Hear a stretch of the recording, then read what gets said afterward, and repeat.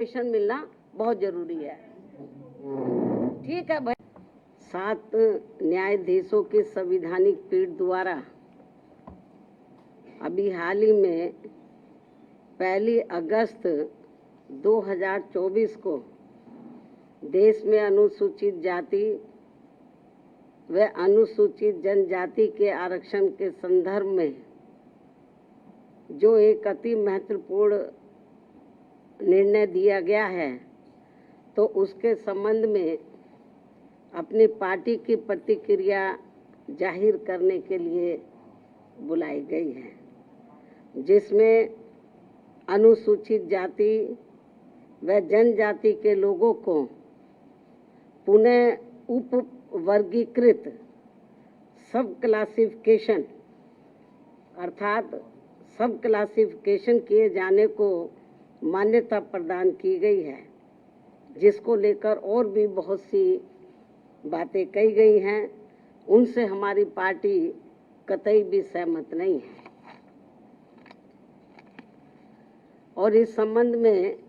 माननीय supreme court द्वारा दविंदर सिंह बनाम पंजाब राज्य मामले में पारित इस आदेश के अनुसार अब राज्य सरकारें अनुसूचित जाति व जनजाति की सूची के भीतर आरक्षण के लिए उप वर्गीकरण अर्थात नई सूची बना सकेंगी, जिससे फिर अनेकों समस्याएं उत्पन्न होंगी। और अब माननीय सुप्रीम कोर्ट ने अपने 1 अगस्त 2024 के इस निर्णय से 20 वर्ष पूर्व दिया गया निर्णय, जो सन 2004 में 5 न्यायाधीशों की संवैधानिक पीठ द्वारा ईवी चिनैया बनाम आंध्र प्रदेश राज्य में दिया गया था, तो उसको पलट दिया है, जिसमें अनुसूचित जातियों व अनुसूचित जनजातियों के भीतर किए जाने वाले वर्गीकरण को मान्यता देने से इनकार कर दिया गया था। और ये भी कहा गया था कि अनुसूचित जातियों व अनुसूचित जनजातियों के भीतर उप वर्गीकरण नहीं किया जा सकता है, क्योंकि वे एक ही समरूप अर्थात समान वर्ग में आते हैं। माननीय सुप्रीम कोर्ट ने वर्ष 2004 के अपने निर्णय में ये भी कहा था, चूंकि अनुसूचित जाति और अनुसूचित जनजातियों के लोगों ने जो अत्याचार सहे हैं वह एक वर्ग और एक समूह के रूप में सहे हैं, तथा यह एक बराबर का वर्ग है, जिसके भीतर किसी भी प्रकार का वर्गीकरण करना उचित नहीं होगा। माननीय सुप्रीम कोर्ट ने अपने 2004 के निर्णय में ये भी कहा था कि अनुसूचित जातियों और अनुसूचित जनजातियों के भीतर किसी भी प्रकार का उप वर्गीकरण भारतीय संविधान की मूल भावना के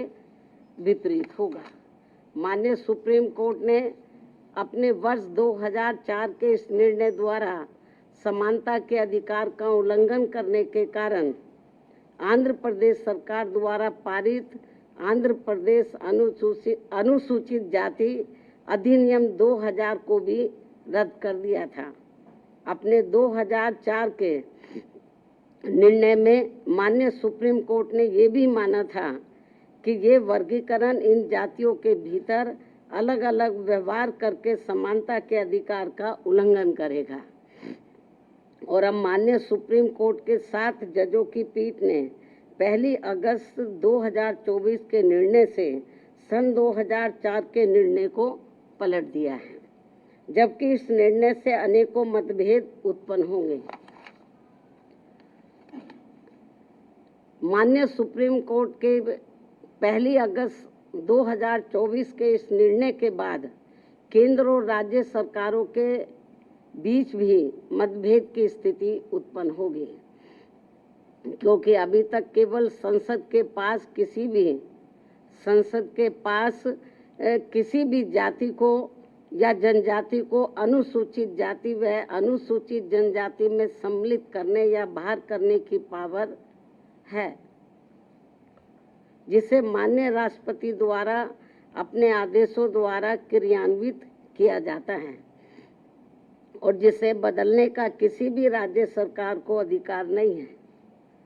परंतु अब 1 अगस्त 2024 के इस निर्णय के बाद जहां जो पार्टी सत्ता में होगी वह अपनी अपनी राजनीति के हिसाब से अदलती बदलती रहेगी, जिसके साथ साथ राज्य सरकारें अपने अपने वोट बैंक के लिए अपनी मनचाही जातियों को आरक्षण का अनुचित लाभ देने का प्रयास करेंगी। इस प्रकार से इस आदेश से ऐसी अनेकों समस्याएं उत्पन्न होंगी, जिसके कारण SC व ST को मिल रहा आरक्षण ही समाप्त हो जाएगा। एक प्रकार से SC व ST को मिल रहा आरक्षण ही समाप्त हो जाएगा और फिर इसका नतीजा ये होगा कि अनुसूचित जाति व जनजाति वर्ग अंत में आरक्षण से वंचित रह जाएगा और उनके हिस्से का आरक्षण भी अंत में किसी न किसी रूप में सामान्य वर्ग को ही दे दिया जाएगा। माननीय सुप्रीम कोर्ट द्वारा अपने 1 अगस्त 2024 के इस निर्णय में इस बिंदु पर भी पर्याप्त विचार व्यक्त नहीं किए गए हैं कि अनुसूचित जाति और अनुसूचित जनजाति के किन लोगों को क्रीमी लेयर की श्रेणी में रखा जाएगा और यह तय करने का क्या मानक होगा कि किन लोगों को अब आरक्षण की आवश्यकता नहीं है तथा इस कार्य के लिए अब राज्य सरकारों को राजनीति करने का पूरा मौका मिल जाएगा। माननीय सुप्रीम कोर्ट के इस निर्णय के बाद यदि अनुसूचित जाति और अनुसूचित जनजाति के भीतर उपवर्गीकरण किया जाता है तो वर्तमान में लागू आरक्षण के अनुसार सरकारी नौकरियों और शैक्षणिक संस्थानों में अनेकों पद रिक्त रह जाएंगे, क्योंकि जिन सीमित वर्ग की उपजातियों को आरक्षण दिया जाएगा उसमें रिक्त पद के सापेक्ष उतने अभ्यर्थी उपलब्ध नहीं हो पाएंगे और ऐसी स्थिति में ये बची हुई रिक्तियां अंत में सामान्य वर्ग के हिस्से में ही चली जाएंगी, जिससे समूचे दलित समाज के दलित व आदिवासी समाज के पिछड़े हुए लोगों को काफ़ी नुकसान होगा और उनमें असंतोष की भावना उत्पन्न होगी। इसके साथ साथ माननीय सुप्रीम कोर्ट के निर्णय दिनांक 1 अगस्त 2024 के अनुसार अब राज्य सरकारों को ये अधिकार होगा कि वह संविधान के अनुच्छेद 341 व 342 के अंतर्गत माननीय महामहिम राष्ट्रपति के द्वारा घोषित SC व ST जातियों के समूह का उपवर्गीकरण करके आरक्षण का लाभ उनमें से कुछ जातियों को दे सकती है और ऐसा करते समय SC व ST के समूह में बची हुई जातियों को उससे वंचित रख सकती है, क्योंकि राज्य सरकार की निगाह में उन जातियों को अब आरक्षण की आवश्यकता नहीं है, क्योंकि उन जातियों में से कुछ लोग सामाजिक तौर पर SC व ST की अन्य जातियों से बेहतर स्तर पर हैं। माननीय सुप्रीम कोर्ट के समक्ष इस उपवर्गीकरण के पक्ष में जोरदारी से दलील रखते समय बीजेपी द्वारा केंद्र शासित सरकार के attorney general, solicitor general, Punjab में आम आदमी पार्टी की सरकार के महाअधिवक्ता, हरियाणा एवं चंडीगढ़ की ओर से अधिवक्ताओं द्वारा ये महत्वपूर्ण तथ्य नहीं रखा गया कि वर्गीकरण के तहत जिन जातियों को लाभ से वंचित कर दिया जाएगा उन जातियों में अभी भी लाखों व्यक्ति ऐसे होंगे जिनको आरक्षण का लाभ नहीं मिल पाया है और अब उन्हें अनुच्छेद 341 एवं 342 के तहत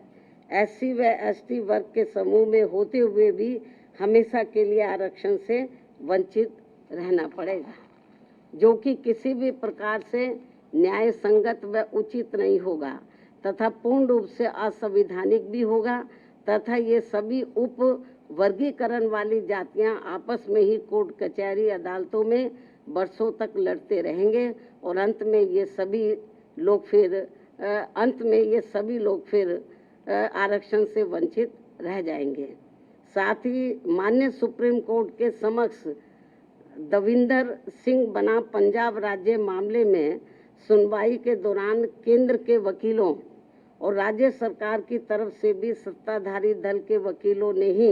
अपना पक्ष रखा है, परंतु माननीय सुप्रीम कोर्ट के 1 अगस्त 2024 के आए निर्णय के बाद अब तक इन सरकारों ने अपना पक्ष स्पष्ट नहीं किया है, जिससे अनुसूचित जाति और अनुसूचित जनजाति के लोगों में माननीय सुप्रीम कोर्ट के निर्णय को लेकर काफी भ्रांति की स्थिति बनी हुई है। माननीय सुप्रीम कोर्ट के समक्ष सुनवाई के दौरान समाजवादी पार्टी के वरिष्ठ राज्यसभा सांसद, जो कि वरिष्ठ अधिवक्ता भी हैं, तथा इनके साथ साथ बीजेपी ने केंद्र में अपनी सरकार की ओर से माननीय अटॉर्नी जनरल व सॉलिसिटर जनरल तथा कुछ राज्य सरकारों के वकीलों द्वारा, उसमें भी खासकर आम आदमी पार्टी की पंजाब सरकार की ओर से पंजाब के एडवोकेट जनरल, हरियाणा एवं चंडीगढ़ में बीजेपी की ओर से उनके वकीलों द्वारा उपवर्गीकरण के पक्ष में तथ्यों को तोड़ मरोड़ कर प्रस्तुत करते हुए बाबा साहब डॉक्टर भीमराव अम्बेडकर द्वारा संविधान सभा में लंबे विचार विमर्श के बाद बनाए गए आरक्षण के सिद्धांतों के साथ छेड़छाड़ करने का कार्य किया गया है, जो कि आरक्षण को पूरी तरह समाप्त करने की मानसिकता के साथ उठाया गया ये गंभीर कदम है। साथ ही माननीय सुप्रीम कोर्ट के 1 अगस्त 2024 के दिए गए निर्णय के बाद अनुसूचित जाति और जनजाति के लोगों के भीतर आपसी द्वेष की भावना बढ़ेगी और समाज में विभाजन की भावना को और अधिक बढ़ावा मिलेगा, जो कि राष्ट्र की एकता और अखंडता पर करारा प्रहार करने जैसा होगा। जबकि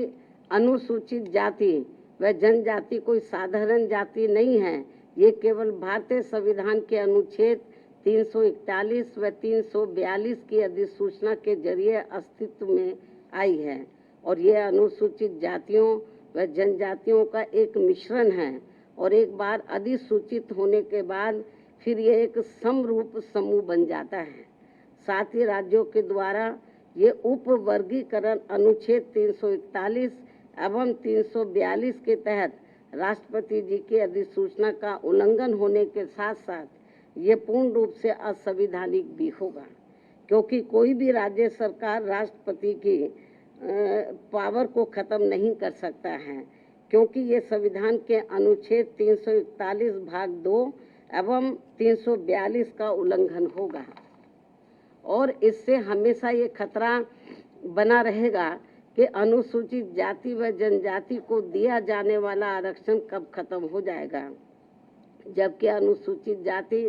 व जनजाति समुदाय के लोगों का वर्गीकरण का एकमात्र मूलभूत आधार सामाजिक गैर बराबरी अर्थात छुआछूत व जात पात रहा है। ऐतिहासिक तौर पर सामाजिक गैर बराबरी की वजह से ही आरक्षण दिया गया है, तो ऐसे में जाति के आधार पर प्रताड़ना झेलने वाले समुदाय के बीच आरक्षण का बंटवारा करना ये पूर्ण रूप से अनुचित, असंवैधानिक व गलत